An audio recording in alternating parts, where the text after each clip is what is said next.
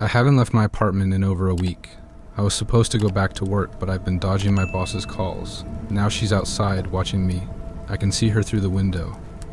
She'll leave soon, but she'll be back tomorrow. If not tomorrow, then the day after. Same time, same place, always watching. It all started in the bathroom of a nearby McDonald's. I had stayed late at work, covering for a sick coworker. My legs ached, and I was exhausted. As I washed my hands, the mirror reflected my tired, blemished face. "What are you doing here?" a voice demanded. I turned to see a woman in her 40s, blonde, wearing sunglasses indoors, looking furious. "Just washing my hands," I replied. "You're a man," she accused. "I'm not." "What are you doing in the female bathroom, you freak?" she shouted. "I'm just using the toilet." She pulled out her phone and started recording. This pervert is in the ladies' bathroom, checking on women. I blocked my face and quickly left the bathroom, her heavy footsteps following. "Look at this groomer walking off now, he's been called out," she yelled. At the counter, I asked a staff member for help. "Oh yeah, call the cops. We'll see what they have to say when they arrive," she continued. "Sorry, Ma, I am. What's going on here?" the staff member asked. "I'm just trying to use the bathroom and she's harassing me," I explained. "Ma, I am," the worker addressed her. "I'm going to have to ask you to stop or leave." "Stop what?" "I'm calling out this pedophile." The worker sighed. "I'll just call the cops." "Yeah, they'll get this sicko out of here," she said. I decided to leave, pulling my hoodie over my head as I exited the building, her insults trailing behind me. She followed me to the parking lot, still recording. I jumped into my car, locking the doors just as she reached the handle. My heart raced, but I managed to calm down and drive away, seeing her in my rearview mirror, still screaming. The next day, I noticed a banged-up blue Chevrolet parked down the street. The sun's glare made it hard to see inside, but I could tell someone was sitting in the driver's seat. It freaked me out. I closed all the blinds and tried to forget about it. At work, the Chevrolet was in the parking lot. My coworker noticed my anxiety but didn't understand. By the time we closed, the car was gone. The next day, the car was back outside my apartment. It arrived at 10 a.m. and left at 9 p.m., sometimes disappearing and returning an hour later. I didn't dare confront the driver.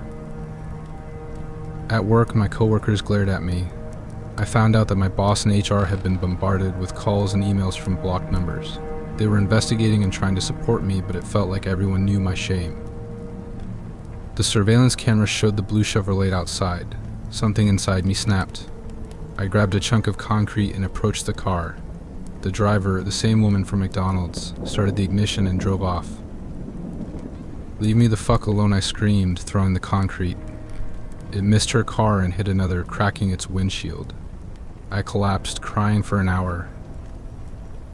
The police arrived. The owner of the damaged car was furious, but the officers managed to calm him down. My manager spoke for me, and I agreed to pay for the damages to avoid charges.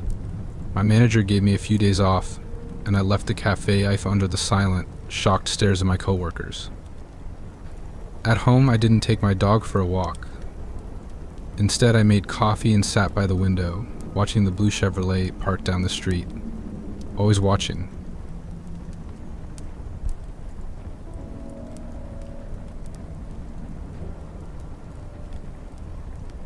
"Someone we didn't know tried to pick Dylan up from school today," his elementary teacher said, her voice trembling. The man claimed he was Dylan's older brother. "But Dylan doesn't have a brother," I replied, feeling a cold shiver crawl up my spine. "We thought so too," the teacher said, her eyes wide with worry.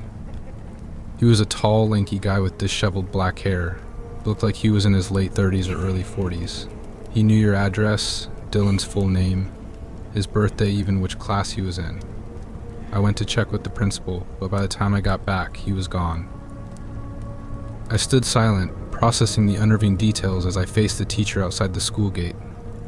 The playground was eerily empty, all the other kids and parents long gone. Only the faint echo of a basketball bouncing in the distance broke the silence.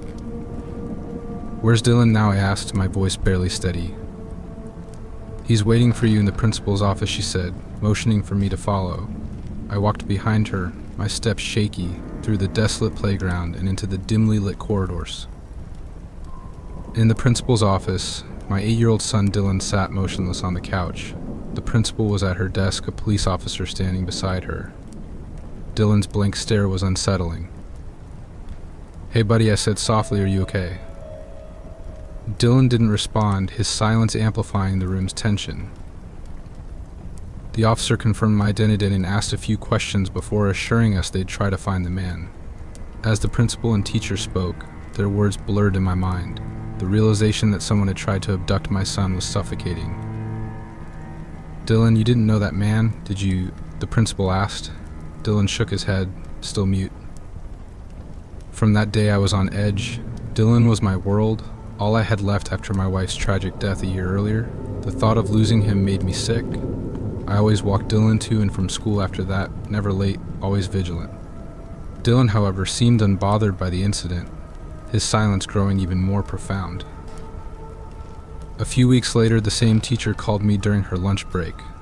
She said a student saw Dylan talking to a man through the school fence. When she rushed out, the man was gone. Dylan denied it, but the girl was certain she saw him talking to a tall, lanky man with messy black hair. The police were called again, but found nothing. That evening, I confronted Dylan at the kitchen table. "I won't get angry, just tell me the truth," I said, trying to hide my fear. "Did you talk to a stranger today at school? Yes or no?" He shrugged, his silence more unnerving than ever. "We've talked about this, Dylan. It's for your safety," I insisted, my voice rising in desperation. He nodded, looking slightly scared. Guilt washed over me as I realized I had raised my voice. Exhausted, I went to bed, only to wake at 2 a.m. Checking on Dylan, I found his room empty. I searched the house in a frenzy, calling his name, checking every possible hiding place.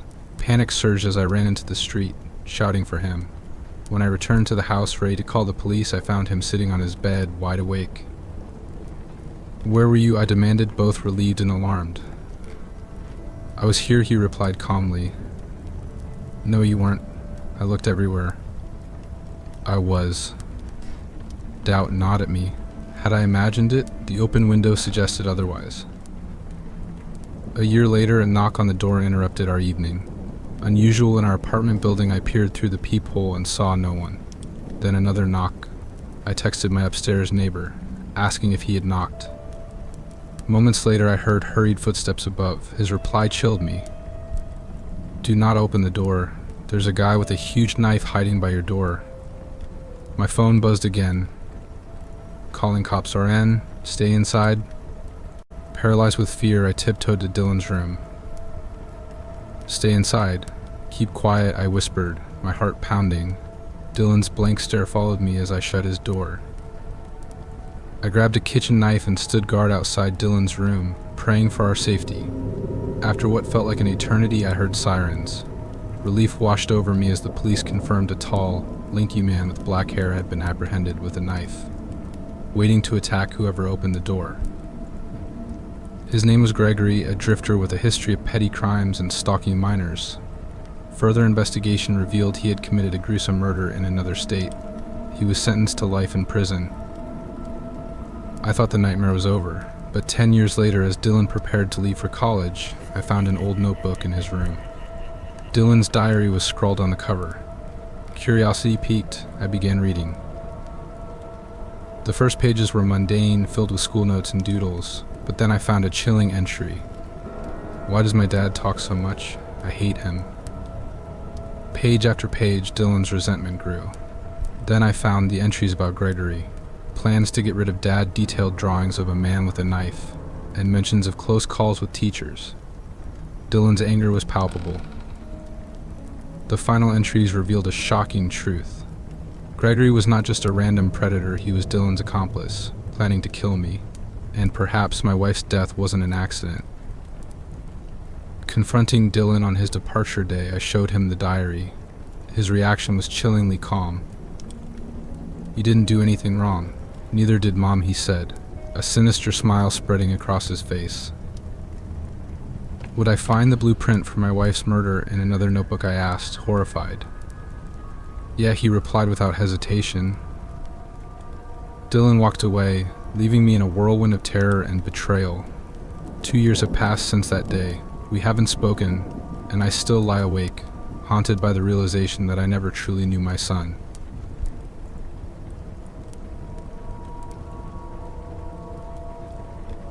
I'm sitting here, freaking out. It's 3:17 a.m. and I just found my wife outside. This is going to be a mess as I'm still shaking, but let me explain it as best I can. So a bunch of years ago we lived in another house. One night I woke up in the middle of the night because I heard noises coming from the other half of the house. I quietly opened the bedroom door and immediately saw a light on in my wife's study, which was situated next to the kitchen. The house we lived in was a few blocks away from the bad neighborhood, so my immediate thought was that someone had broken in and was going through the stuff in my wife's room, as my wife had come to bed with me several hours prior, and as far as I knew, she was still in bed. I crept through the house and was ready to confront the person in the room when I realized that it was my wife. In my still half-asleep state, I just assumed she was still in bed. Turns out she'd woken up, couldn't get back to sleep, and so went to her room to browse Facebook or whatever for a while. I had almost confronted my own wife thinking she was a burglar. Now in our current house we have a screen door and a wooden door. The wooden door has a deadbolt on it, and you have to make sure that you take the house keys with you, because if you close the wooden door, you're not getting back in unless you grab the hidden spare key or knock on the door window to be let back in. So it's about an hour ago I'm woken up by the front door rattling. I immediately grab my phone and pull up the security camera located right by the front door. To my surprise, I see my wife standing there kind of shivering. It's definitely her because we've been married over a decade and I know what my own wife looks like. She's dressed in the same clothing she wore today, a red top and black pants. 100% her. I don't know what she's doing outside, but she is. Confused, I roll over and there's my wife fast asleep. Remembering the incident in our last place, I use my phone screen to shine a light on her and confirm that it's definitely her, and she's definitely her, and she's definitely in the bed. At this point, I'm really confused. I get up and make my way through the house to the front door.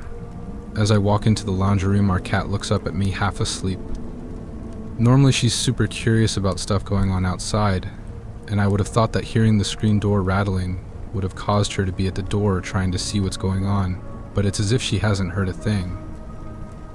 I stand by the door and call out, "Who is it?" "It's me, hurry up and let me back in. I'm freezing. I went outside because I heard something but forgot to take the keys in my bag with me." That absolutely sounds like my wife. Accent, intonation, knowledge about where her set of keys are, everything. But I'm not convinced because I've just seen her sleeping in the bed with my own eyes. "Hold on a second," I tell her. Now I'm heading back through the house and into the bedroom. I wake up my wife and say, "This is really fucking weird. You have to see this." I open the camera app and show her the front door. She's still at the door looking around, wondering what I'm doing because all I need to do to let her back in is turn the handle on the deadbolt and open the door. My wife says, "What the fuck? When was that recorded?" I tell her it's not. This is live. You're standing outside by the front door.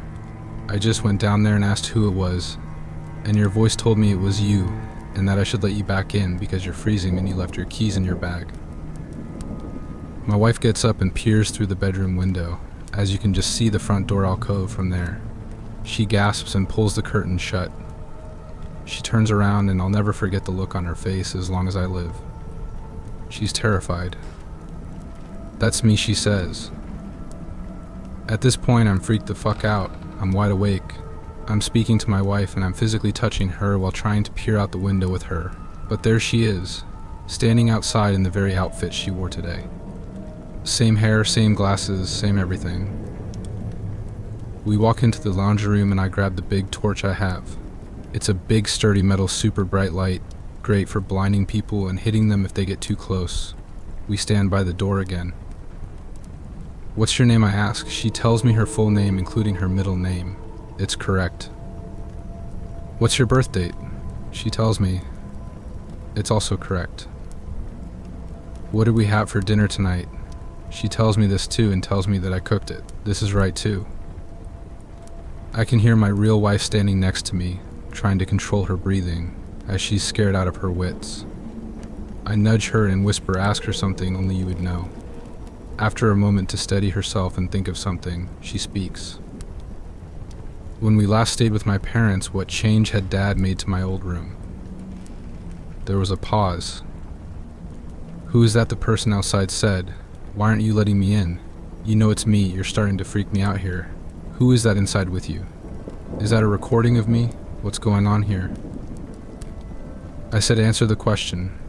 What change had been made to your room when we last visited? Another pause, then finally, there was a second bed added, as Max and Damien, my brother-in-law's 2 kids, sleep in there while visiting Mom and Dad. There's an audible gasp from my wife next to me. Now we're both freaked out. I grab her hand and lead her back into the bedroom and turn the lights on. We're still awake, watching the cameras. The other person walked towards the backyard, presumably to grab the spare key, but that was about 40 minutes ago and I haven't seen them since. I'm too shit scared to go to bed, because I'm scared that this person, who knew everything about my wife, will find the spare key and enter. I don't know who the fuck they really are or what they want, but I'm not sleeping.